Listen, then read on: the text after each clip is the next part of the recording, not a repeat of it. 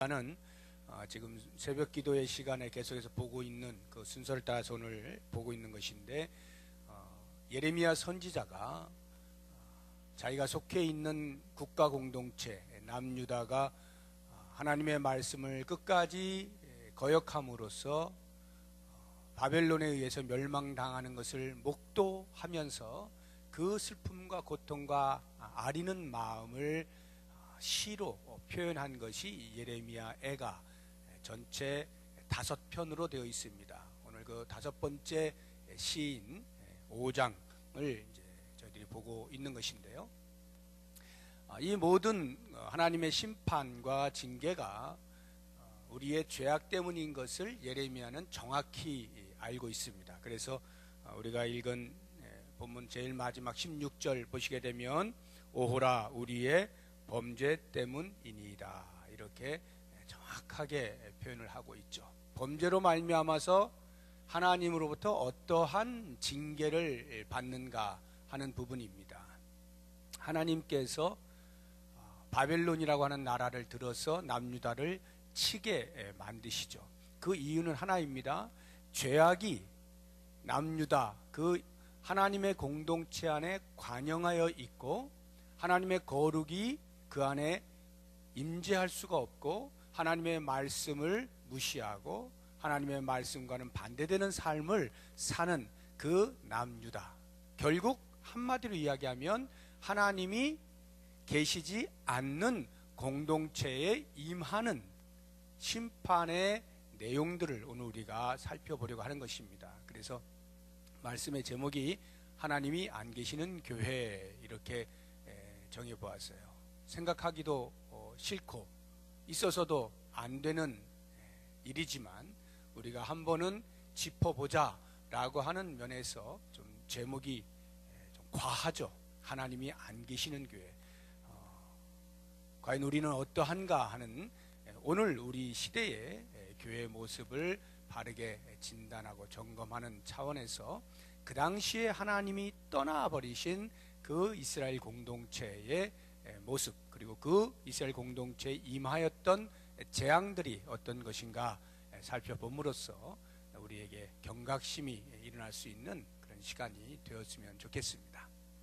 제가 하나님이 안 계신 교회의 상태를 오늘 본문의 말씀을 따라서 3가지 정도로 나누어서 생각을 해볼 텐데, 가장 먼저 빈곤이 찾아오게 됩니다. 하나님이 안 계시면 빈곤이 찾아와요. 물론 지금 이스라엘 백성들에게 있어서의 이런 이제 빈곤이라고 하는 것은 육체적인 빈곤입니다만, 보다 더 넓게 생각하면 영적인 빈곤을 포함하는 것이고, 오늘 우리가 교훈받아야 하는 부분들은 이런 영적인 부분들이겠죠. 한번 그 빈곤의 상태가 어떠한 건지를 우리가 말씀을 통해서 하나씩 한번 빠른 속도로 살펴보도록 하겠습니다. 먼저 2절을 보십시오. 우리의 기업이 외인들에게, 우리의 집들도 이방인들에게 돌아갔나이다. 그렇죠.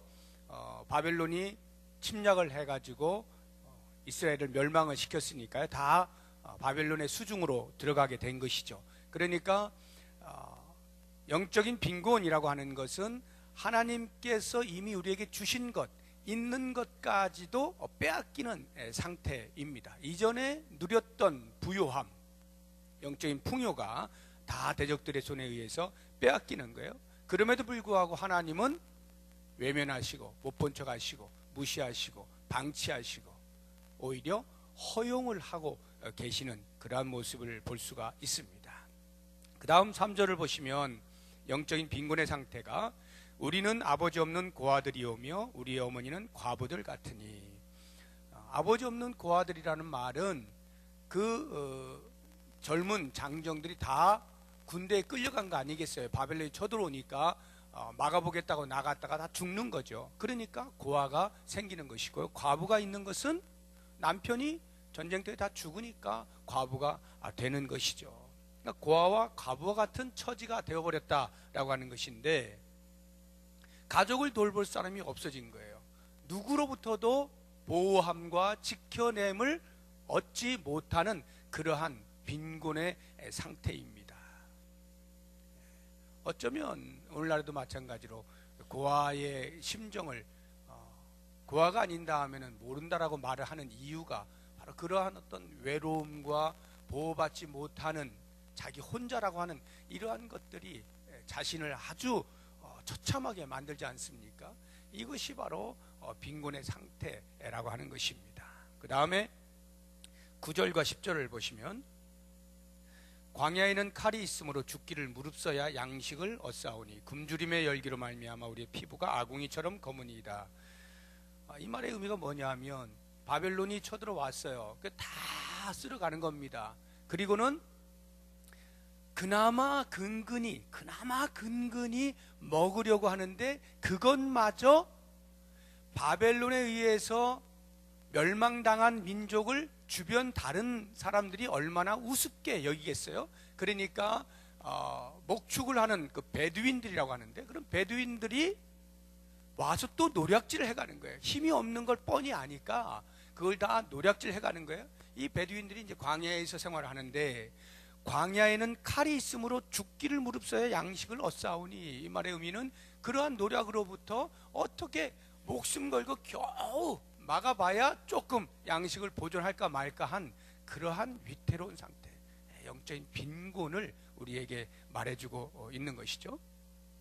그래서 10절 보면 굶주림의 열기가 마치 우리 피부가 아궁이처럼 검게 되어지는, 그러니까 먹을 것이 없으니까 영양실조 걸려가지고 누렇게 떠있는, 심지어는 거의 죽는 색깔, 검은 색깔로 변할 만큼 그러한 빈곤의 처지에 놓여 있다라고 하는 것입니다. 하나님이 안 계시면 이러한 빈곤을 피할 길이 없다는 것이죠. 그런 걸 볼 때 우리에게 있어서 만약에 하나님이 안 계시는 교회라고 우리가 상상을 해보면 그 교회 공동체가 어떠할 것인가. 하나님의 은혜의 복음로가 차단이 되었어요. 더 이상 위로부터 내리는 하나님의 은혜가 없어요. 그러면 우리는 그 즉시로부터 영적인 기아에 허덕이는 것입니다. 그 빈곤에 시달리게 되는 것이죠. 하나님의 은혜가 멈추어지면 그 즉시로 우리의 마음에서 더 이상의 평안, 샬롬이 존재하지가 않습니다. 우리의 마음에 진정한 안식을 누릴 수가 없어요. 그때부터 계속해서 우리는 불안해지기 시작하는 거예요. 어떻게 해야 먹고 살 수 있을까에 대하여, 어떻게 우리가 영적으로 그 기가를 해할 수 있을까에 대하여서 계속해서 불안해지고 두려움에 떨 수밖에 없어요. 그러다가 우리가 견디다 못해서 어디에 우리를 살릴 수 있는 먹을 것이 있느냐 살피다가 주변을 살펴보고 만약에 손을 내민다고 한다면 6절을 보십시오. 우리가 애굽 사람과 아수르 사람과 악수하고 양식을 얻어 배불리고자 하였나이다. 바벨론으로부터 전부 다 빼앗기고 나니까 먹을 것이 없으니까 당장에 어찌할 수가 없어서 애굽이라고 하는 나라에, 아수르라고 하는 나라에 손을 벌린다 이 말이에요. 전에는 자매결연도 잘 맺고 동맹국가로도 하고 서로 돕기도 하고 하던 나라들이 멸망을 당하니까 쳐다도 보지 않는 거예요. 손을 내밀지 않는 것입니다. 그냥 죽게 놔두는 거예요. 우리가 하나님의 은혜가 멈추게 될 때 우리는 영의 동물이기 때문에 어디선가 이 부족한 기가를 채우고자 하는 갈망으로 어디엔가는 손을 내민다. 이단이 되었든지 타종교가 되었든지 무슨 명상을 하는 것이 되었든지 어찌하든지 우리의 영적인 이 빈곤을 채우려고 다른 데 기웃 거리면 거릴수록 더욱더 황폐해지는 것이 우리의 상태가 되는 것입니다. 하나님의 은혜가 떠나면 이와 같은 상황을 우리가 피할 수가 없어요. 그렇기 때문에 우리는 받은 은혜에 대하여 잘 간직할 수 있어야 됩니다. 기업과 땅이 있을 때 그것을 보존할 수 있어야 돼요. 하나님이 우리에게 베푸신 은혜들이 있을 때 그것을 귀한 줄로 알고 잘 간직할 수 있어야 하는 것입니다. 그리고 때마다 시마다 하나님께서 부으시는 그 은혜를 민감하게 바라보면서 감사함으로 그 은혜가 계속 넘쳐날 수 있도록 하나님 앞에 두 손을 들고 하나님만 바라봅니다. 하나님만 의지합니다. 이러한 마음의 자세와 태도가 있을 때 비로소 우리는 영적인 빈곤으로부터 벗어날 수가 있는 것입니다. 이스라엘 백성들이 그 당시에 당했던 또 다른 영적인 무기력증, 이 무기력증이라고 하는 것이 과연 어떤 식으로 나타나고 있는지를 또 빠른 속도로 한번 보겠는데 4절을 보세요. 4절 보시면 우리가 은을 주고 물을 마시며 갑을 주고 나무들을 가져온다. 자, 물을 마시고 나무들을 패는 것은 그 땅의 주인이었던 이스라엘 백성들이 자연스럽게 할 수 있는 것이었어요. 그냥 부담 없이 할 수 있는 것이었어요. 그런데 이제는 소유주이면서도 더 이상 소유주가 될 수 없는, 권리를 행사할 수 없는, 그래서 은을 주고 물을 마시고 값을 치러서 나무들을 사야만 되는, 쉽게 이야기하면 바벨론에 의해서 완전히 수탈을 당하는 그러한 상태가 되었다라고 하는 것입니다. 실제로 그 바벨론 느부갓네살 왕이 모든 이스라엘 백성들을 다 포로로 잡아간 게 아니에요. 아주 똑똑하고 지식인들, 힘 좀 쓰겠다 싶은 것들을 다 포로로 잡아가고요, 전혀 힘 못 쓰게 생겼고 연약하고 천하고 머리도 없고 이런 사람들을 그 땅에 그대로 남겨둔 거예요. 그리고 그냥 밭을 갈아서 먹고 살게 만들어 놓았습니다. 그들이 열심히 경작을 하잖아요. 그러면 거기에다가 세금을 때려서 다 걷어가 버리는 거예요. 이러한 과도한 납세로 인하여서 먹고 살 것이 없을 만큼 그렇게 되어져 버린 상태가 이 4절의 말씀이거든요. 그 다음 5절 보세요. 우리를 뒤쫓는 자들이 우리의 목을 눌러싸우니 우리가 기진하여 쉴 수 없나이다. 이 목을 눌렀다라고 하는 것은요, 예레미야가 하나님으로부터 이스라엘 백성들에게, 남유다죠, 제가 이스라엘이라고 총칭해서 말씀드릴게요. 이스라엘 백성들에게 행동을 통해서 당신의 뜻을 전달하도록 하는데, 그게 뭐냐면 예레미야에게 이 목에다가 목칼, 멍에, 옛날에 그 춘향이가 뭐 수총을 들라 하면 이렇게 그거 안 해가지고 이렇게 목에 칼 댄 거 있잖아요. 그런 거, 그거를 메고 다니라고 한 거예요. 그리고는 이야기하는 거죠. 지금 이 목칼, 바벨론이 언젠가 쳐들어오게 될 텐데 그들에게 그냥 목 내밀고 우리 살려주세요 하면 살겠거니와 만약 그리하지 아니하면 너희들 다 죽는다 라는 예언을 하게 한 거예요. 행동을 통해서. 그게 나무의 멍에를 메고 있다가 하나냐라고 하는 거짓 선지자가 어디 우리 민족을 그렇게 엉뚱한 말을 해가지고 불안에 떨게 만드느냐 하고는 예레미야의 목에서 그 목칼을 빼버린 거예요. 그랬더니 하나님께서 쇠멍에를 다시 매라는 거예요. 또 쇠멍에 메고 또 다니는 거죠. 바로 그것을 연상시키면서 실제로 바벨론이 우리의 목에 칼을 채우듯이 목을 꽉 눌러서 숨도 제대로 못 쉬는 상태가 되었다라고 하는 것이고요. 그 다음에 11절 보세요. 대적들이 시온에서 부녀들을, 유다 각 성읍에서 처녀들을 욕보였네. 수욕을 당했다는 것인데요, 처녀들, 부녀자들 가리지 아니하고 그 바벨론의 군인들에 의해서 수욕을 당하는 그러한 상태입니다. 이것도 역시 예레미야가 이미 6장에, 예레미야서 6장을 보면은 예언을 해 놓은 부분이에요. 그때가 되면 너희의 아내들이 타인의 손에 붙잡히게 될 것이다 라고 하는 그런 예언의 말씀이 성취되는 것인데요. 12절 보세요. 지도자들은 그들의 손에 매달리고 장로들의 얼굴도 존경을 받지 못하나이다. 형벌과 모욕을 당하고 있는 모습이에요. 지도자들, 이스라엘의 지도자들이 바벨론의 손에 매달리는 거예요. 이게 무슨 말이냐면 바벨론 사람들이 갖고 노는 거예요.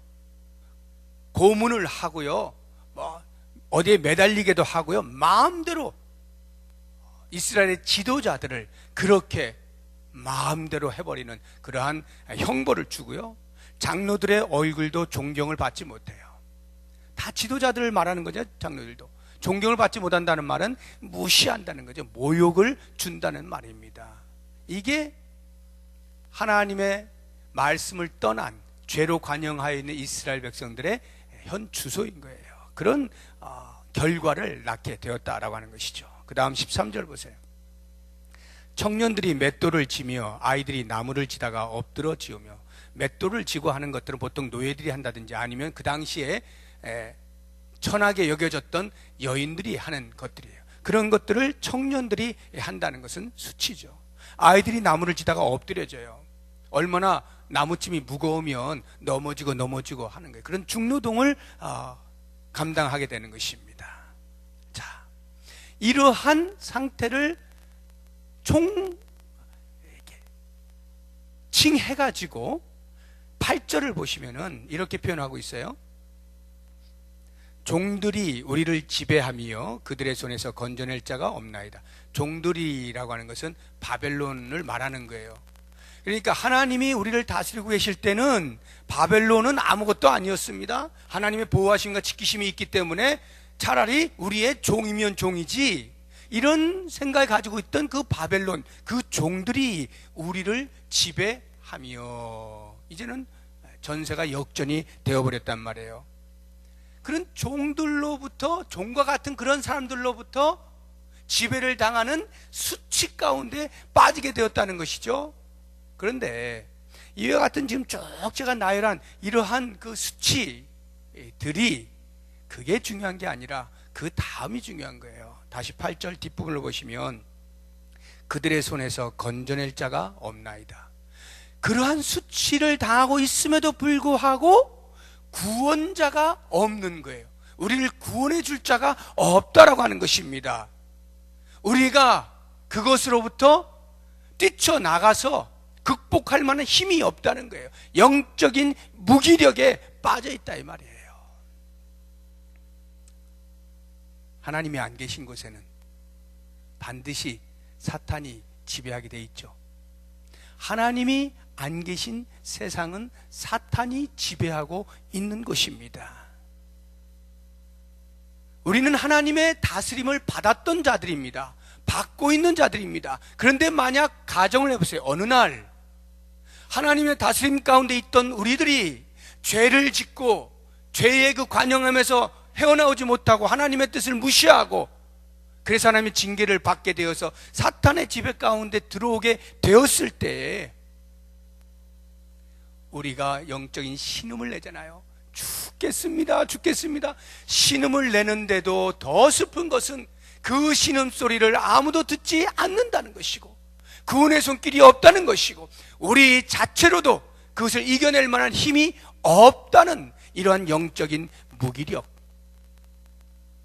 이것이 하나님이 안 계신 공동체의 슬픔인 것입니다.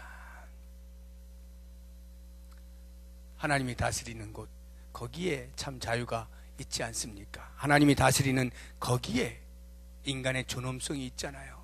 하나님이 당신의 자녀들을 품에 안으시고 한 사람 한 사람을 존중해주는 그러한 아름다운 성숙된 성품으로 우리를 대해주시는 그 자유 가운데 살다가 하나님이 안 계시고 사탄이 지배하게 될 때 그 지배 속에서는 더 이상의 자유를 누릴 수도 없고 인간의 존엄성도 찾을 수가 없고, 더더군다나 그것을 다시 회복시킬 만한 힘이 없는 영적인 무기력 가운데 있게 되어지는 것.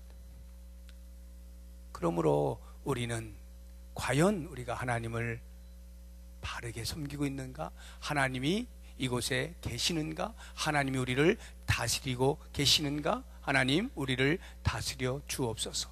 제가 여기 있습니다. 하나님의 다스림에 철저하게 엎드릴 때만이 그 공동체가 살 수가 있는 거죠. 마지막으로 그들이 당하는 영적인 슬픔이 뭐냐 하면 영적 상실입니다. 많은 것들을 그들이 잃어버렸어요. 14절 한번 보십시오. 노인들은 다시 성문에 앉지 못하며 청년들은 다시 노래하지 못하나이다.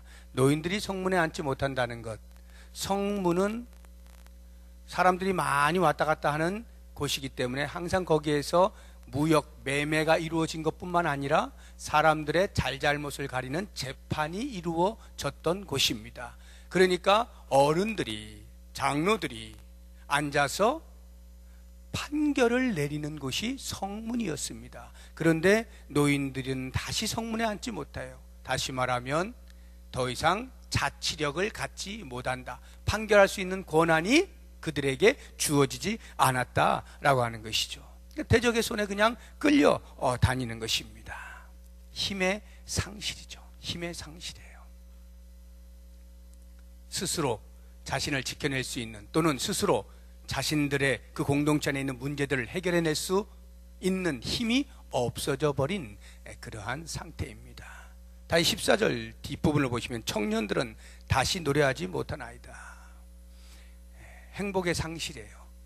노래한다는 게 뭘 말하냐면, 청년들이 노래한다는 것은 결혼 정년기가 된 남자와 여자가 그 결혼을 생각하면서 기쁨에 행복에 겨운 노래를 부른다라고 하는 말이거든요. 그런데 바벨론에 포로로 잡혀가서 그런 행복이 어디 있어요?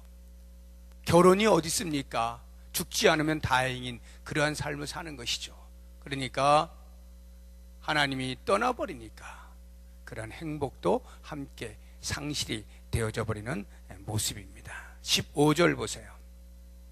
우리의 마음에는 기쁨이 그쳤고 우리의 춤은 변하여 슬픔이 되었사오며. 기쁨이 상실되는 것입니다. 마음에 차고 오르는 기쁨들이 다 상실되는 거예요. 하나님이 안 계시니까 더 이상 기쁨의 근원이 없어지는 거죠. 다 상실되고 춤을 추어야 하는 상황에 오히려 슬픔으로 바뀌게 된다는 거죠.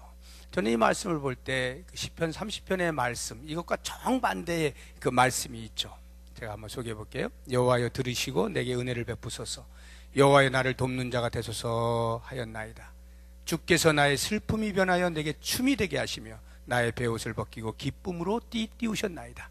이 시편 기자는 슬픔과 고통 가운데서 여호와께서 함께 하심으로 기쁨으로 바뀌어지게 된 것, 춤을 추게 된 것을 노래하고 있는 반면에, 지금 이 이스라엘 백성들은 하나님의 함께 하심으로 기쁨과 춤을 추었던 그 좋은 시절이 다 지나가 버리고 슬픔으로 바뀌게 되어버린 거고, 모든 기쁨이 다 상실되어져 버렸다 하는 것이죠.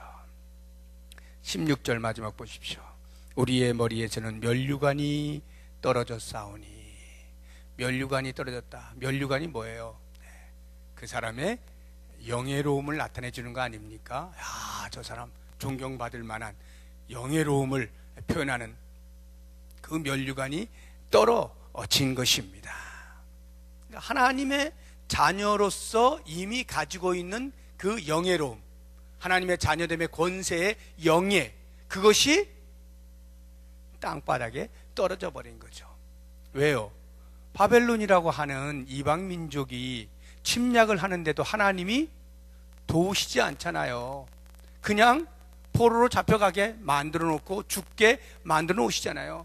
방치하고 계시잖아요. 허용하고 계시잖아요. 그러니까 하나님의 자녀된 권세가 어디 있어요? 그 영광스러움이 어디 있어요? 하루아침에 곤두박질 치는 거예요. 땅바닥에 떨어져 버린 것이죠.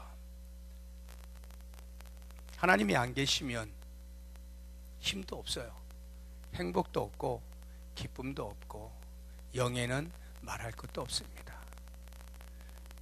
저는 이 예레미야가 그 바벨론의 침략을 눈으로 직접 보면서 자신의 가슴에 그 아림을 이렇게 써 내려가고 있는 이것을 제가 그 시대로 이렇게 가보면서 얼마나 가슴이 찢어졌을까. 그토록 하나님께서 외치고 또 외치고 경고의 말씀을 주셨음에도 불구하고 계속 외면하고 무시하고 자기 소견에 옳은 대로 행하다가 결국 하나님이 떠나시게 될 때에 발생해버린 그 현장이 이토록 참혹하다 이 말이에요. 하나님이 계시지 아니할 때 거기가 어디가 되었든 거기는 언제나 이러한 영적인 빈곤을 피할 길이 없고 영적인 무기력과 영적인 상실감으로 가득 찬 그 모습에서 벗어날 수가 없다는 것을 우리가 기억하고, 과연 우리 공동체는 어떠한가? 과연 하나님을 온전히 모시고 있는가? 하나님의 임재를 기대하고 있는가? 그리고 갈망하고 있는가? 언제나 하나님께서 우리를 도우시기를, 하나님의 은혜가 하늘로부터 내려오기를 간절히 소망하고 있는가? 하나님이 우리와 함께 하심으로 주시는 생명력을 가지고 살아가고 있는가? 우리 하나님 때문에 기뻐할 수 있고 춤출 수 있고 영광스러운 삶을 살 수 있는가? 이러한 부분들을 우리에게 도전하시는 것으로 알고, 이제 구역을 방학을 하면서 우리의 삶을 조용히 돌아보시고 우리 구역이, 우리 교회가 이런 구역과 교회가 되게 해주십시오. 기도하시면서 또 새로운 한 해를 계획하시고 준비할 수 있는 우리 모두가 될 수 있기를 주의 이름으로 축복합니다. 이 시간 우리가